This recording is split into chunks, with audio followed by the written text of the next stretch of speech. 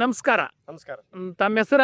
ಸಚಿನ್ ಶಿರ್ಷಾಡ್ ಅಂತ ಲಾಲ್ಸಂಗಿ ನಮ್ಮೂರು. ಹಾ. ಕಲ್ಲಂಗಡಿ ಪ್ಲಾಟ್ ಮಾಡಿದ್ದೀವಿ. ಅದ್ರಲ್ಲಿ ನಿಂತ್ರು ಹಚ್ಕೋತ ಬಂದಿರಿ ನೀವು? ಮೊದಲಿನ ಹಸೋತ್ ಬಂದಿವ್ರಿ. ಮತ್ತೆ 4-5 ವರ್ಷ ಮೇಲೆ ಆಯ್ತು ನಾವು ಹಚ್ಚಲ್ಗತ್ತಿ ಪ್ಲಾಟ್ಗಳು. ಅದನ್ನು ಬೆಳವಣಿಗೆನೂ ಆಗ್ಯದ, ಇಳುವರಿನೂ ಕೊಟ್ಟದ ನಿಮ್ಗೆ, ಚಲೋನೇ ಆಗ್ಯದ. ಗೊಬ್ಬರ ಜಾಸ್ತಿ ಯೂಸ್ ಮಾಡ್ತಿದ್ರು ಏನ ಕಮ್ಮಿ ಯೂಸ್ ಮಾಡ್ತಿದ್ರು? ಪೈಲ ಬಾಳ ಗೊಬ್ಬರ ಕಾಸ್ಟ್ ಬಾಳ ಜಾಸ್ತಿ ಬರ್ತಿತ್ತು ನಮಗ. ಅವಾಗ ಗೊಬ್ಬರ ರೇಟ್, ಫರ್ಟಿಲೈಸರ್ಸ್ ಎಲ್ಲ ಹೆಚ್ಚಿಗೆ ಬರ್ತಿದ್ವು ನಮಗೆ. ಇವಾಗ ಈ ಸದ್ ಜಸ್ಟ್ ಮೂಮೆಂಟ್ ನ ನೀವು ಹಚ್ಚದ ಬಳಕ 3ನೇ ದಿನಕ್ಕೆ ಏನೇನ್ ಬಿಟ್ಟಿರ್ಬೇಕು ಕಲ್ಲಂಗಡಿ ಬೆಳಿಗ್ಗೆ? ಕಲ್ಲಂಗಡಿ ಬೆಳಿಗ್ಗೆ ನೋಡ್ರಿ, ಮೊದಲ ನಾವು ರೂಟ್ ಬಿಡ್ತಿದ್ದೆವು.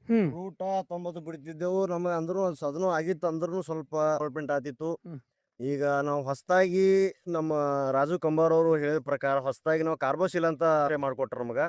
ಕಾರ್ಬೋಸಿಲ್ ಬಿಟ್ಟು ನೋಡಿದೆವು. ಬಿಟ್ಟು ನೋಡೋಣ ಬೇರೆ ಡೆವಲಪ್ಮೆಂಟ್ ಹೆಚ್ಚಿಗೆ ಅದು. ಮತ್ತೆ ನಮಗ ಇದ್ರ ಸಸಿ ಗ್ರೋತ್ ಜಾಸ್ತಿ ಜಲ್ದಿ ಆಯ್ತು. ಅದರಿಂದ ನಾವು ಇದು ಬಿಟ್ಟು ಬಳಕ ಚಲೋ ಆಗ್ಯಾರ ಸ್ವಲ್ಪ. ಇದು ಬೆಳ್ಳಿ ಓಡೋ ಸಂಬಂಧ ನೀವು ಯಾವ್ದು ಮೈಕ್ರೋನ್ಯೂಟ್ರಿಯೆಂಟ್ ಯೂಸ್ ಮಾಡಿದ್ರೆ ಏನ ಗೊಬ್ಬರನೇ ಬಿಟ್ರು? ನಾವು ಗೊಬ್ಬರ ಬಿಡ್ತಿದ್ದೇವ್ರಿ. ಹೋದ ವರ್ಷದೆಲ್ಲ ಗೊಬ್ಬರ ಬಿಟ್ಟಿದ್ದು. ಅದು 5,000 6,000 ಕಾಸ್ಟ್ ಬರ್ತಿತ್ತು ನಮ್ಮ ಬೆಳೆ ಓಡೋ ಸಲುವಾಗಿ ಗೊಬ್ಬರ ಬಿಡ್ತಿದ್ದೆವು. 11-44 ಬಿಡ್ತಿದ್ರು. ಇವಾಗ 11-44 ನಾವು ಕಟ್ ಮಾಡಿ ನ್ಯೂಟ್ರಿಫೋಲ್ GDF ಅಂತ 5 ಲೀಟರ್ ಕ್ಯಾನ್ ಬಿಟ್ಟಿದ್ದೇವ್ರು. ಅದು ಬೆಳ್ಳಿನೂ ಓಡ್ತು ನಮಗೆ. ಮತ್ತೆ ಸೆಟ್ಟಿಂಗ್ನು ದೌಡ್ ತೋತ್ರಿ. ಅದಕ್ಕೆ 4-5 ದಿನ ಮುಂಚಿತವಾಗಿ ಸೆಟ್ಟಿಂಗ್ ತೋತ್ರಿ ಮೊದಲಿನಕ್ಕಿಂತ. ಹೂ ಬಿಡೋ ಸ್ಟೇಜ್ ನಾಗ ನೀವು ಟ್ರಿಪಲ್ GDF ಅಂತ ಹೇಳಿ ಓದ್ತಿರಿ. ಎಷ್ಟನೇ ದಿನಕ್ಕೆ? 15 ದಿನಕ್ಕೆ ಓದ್ತಿರೋ ಏನ 16 ದಿನಕ್ಕೆ ಓದ್ತಿರೋ? 17ದಿಂದ 18 ದಿನಕ್ಕೆ ನಾವು ಓದ್ತಿದೇವ್ರಿ. 18ನೇ ದಿನಕ್ಕೆ ಓದ್ತಿರಿ. ಮುಂದೆ ಅದು ಸೆಟ್ಟಿಂಗ್ ಟೈಮ್ದಾಗ ಬಂದ ಬಳಕ ನೀವು ಆ ಎಳೆಗೆ ಏನ್ ಮಾಡಿದ್ರಿ? ಸೆಟ್ಟಿಂಗ್ ಟೈಮ್ ಬಂದ ಬಳಕ ನಾವು 15-30 ಗೊಬ್ಬರ ತಗೊಂಡೆವು. ಆಮೇಲೆ 1 ಲೀಟರ್ ವಿಕಾರ್ ಬಿಟ್ಟಿದ್ದೇವ್ರು. ಅದು ಬಿಡೋದ್ರಿಂದ ನಿಮ್ಗೆ ಏನೇನು ಆಯ್ತು? ನಾವು ಸೆಟ್ಟಿಂಗ್ ಟೈಮ್ ಬಿಡಾಗ ಹೂವು ಕಾಯಿ ಕಟ್ತಾರೆ. ಅವಾಗ ಕಾಯಿ ಕಟ್ತು. ಕಾಯಿ ಜೋಳದ ಕಾಳಿನಂಗ ಸ್ವಲ್ಪ ಸೈಜ್ ಬರ್ತಾರೆ ನಮ್ಗೆ. ಸ್ವಲ್ಪ ಅದು ಬಿಡೋ ನಂತರ 1-2-3 ದಿನ ಒಳಗೆ ರಿಸಲ್ಟ್ ನಮ್ಗೆ ಗೊತ್ತಾಯ್ತು. ಗೊತ್ತಾಗನ ನಾವು 12-61-0 ಗೊಬ್ಬರ ಬಿಡ್ತಿದ್ವು. ಅದ್ರ ಸಲುವಾಗಿ ಆ ಗೊಬ್ಬರದ ಕಾಸ್ಟ್ ಜಾಸ್ತಿ ಬೀಳ್ತಿತ್ತು ನಮಗ. ಅದು 4,000-5,000 ಬೀಳ್ತಿತ್ತು. ಇದು ಆದ್ರೆ ಸ್ವಲ್ಪ ಅಷ್ಟೇ 1,200-1,300 ಸೆಟ್ಟಿಂಗ್ ಆಗಿಬಿಡುತ್ತೆ ನಮಗ. ಕಾಸ್ಟ್ ಅಂದ್ರೆ ಬಹಳ ಕಡಿಮೆ ಆಗಿದೆ ಇವಾಗ ಮೊದಲಿಂದಕ್ಕಿಂತ. ಮತ್ತೆ ಅದು ಇದು ಕಾಳು ಉಬ್ಸ ಸಂಬಂಧ ನೀವು ಯಾವ್ದು ಲಿಕ್ವಿಡ್ ಯೂಸ್ ಮಾಡಿದ್ರು ಏನ್ ಗೊಬ್ಬರ ಯೂಸ್ ಮಾಡಿದ್ರು? ಕಾಳು ಉಬ್ಸ ಸಲುವಾಗಿ ಅವಾಗ ಗೊಬ್ಬರ ಯೂಸ್ ಮಾಡ್ತಿದೇವ್ರಿ.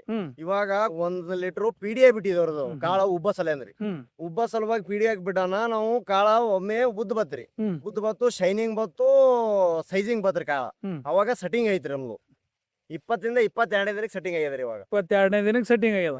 ಆ ಟೈಮ್ದಾಗ ಮುಂದ ಯಾವ್ದೋ ಗೊಬ್ಬರ ಯೂಸ್ ಮಾಡ್ಕೋತ ಹೋದ್ರಿ? ಸೆಟ್ಟಿಂಗ್ ಆದ ಬಳಿಕ ಯಾವ್ದು ಗೊಬ್ಬರ ಯೂಸ್ ಮಾಡ್ಕೊ? ಸೆಟ್ಟಿಂಗ್ ಆದ ಬಳಿಕ ನಾವು 13-0-45-52-34 ಗೊಬ್ಬರ ಚಾಲೂ ಮಾಡಿದ್ವಿ. ನಂತರ ಏನಾದ್ರು ಒಮ್ಮೆ ಸ್ವಲ್ಪ ಪಿಂಡ್ ಆಗ್ಬೇಕಾಗಿತ್ತಂದ್ರೆ ಯಾವ್ದು ಲಿಕ್ವಿಡೇಷನ್ ಮಾಡಿದ್ರಿ? ನಾವು ಪಿಂಡ್ ಆಗ್ಬೇಕಾದ್ರೆ ನಾವು ಸ್ಪೈನ್ ಅಂತ ಲಿಕ್ವಿಡ್ ಇದೆ.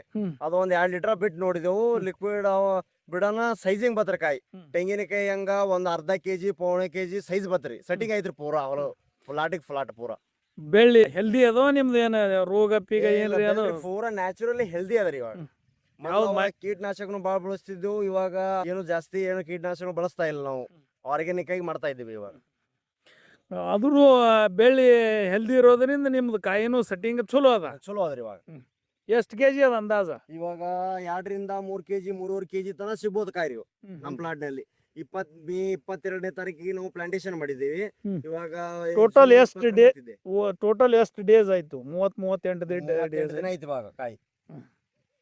ಅಂದ್ರೆ ಮುಂದ ಇವು ಲಿಕ್ವಿಡ್ ಕೆಲಸ ಮಾಡ್ತಾವಂದಂಗ ಚಲೋ ಇದಾವೆ. ಲಿಕ್ವಿಡ್ ಅಂದ್ರೆ ನಮಗೆ ಕಾಸ್ಟ್ ಕಡಿಮೆ ಬೀಳುತ್ತೆ. ಒಟ್ಟ ಲಾಗೋಡಿ ಜಾಸ್ತಿ ಇರೋದ್ರಿಂದ ಕಾಸ್ಟ್ ಭಾಳ ಇದೆ. ಗೊಬ್ಬರದ NPK ಕಾಸ್ಟ್ ಭಾಳ ಇದೆ. ಅದ್ರ ಸಲುವಾಗಿ ನಾವು ಈ ಮೈಕ್ರೋನ್ಯೂಟ್ರಿಯೆಂಟ್ ಮಿಕ್ಸರ್ಗಳು ಒತ್ತಿ ಮಾಡಿ ಗೊಬ್ಬರ ಇದಕ್ಕೆ ಬಿಟ್ಟು ಕಾಸ್ಟ್ ಭಾಳ ಅಂದ್ರೆ ಭಾಳ ಕಡಿಮೆ ಆಗಿದೆ. ಏನು 40,000-35,000-40,000 ಉಳಿತಾಯ ಆಗುತ್ತೆ ನೋಡ್ರಿ ಮಾಡಿದ್ರಿ.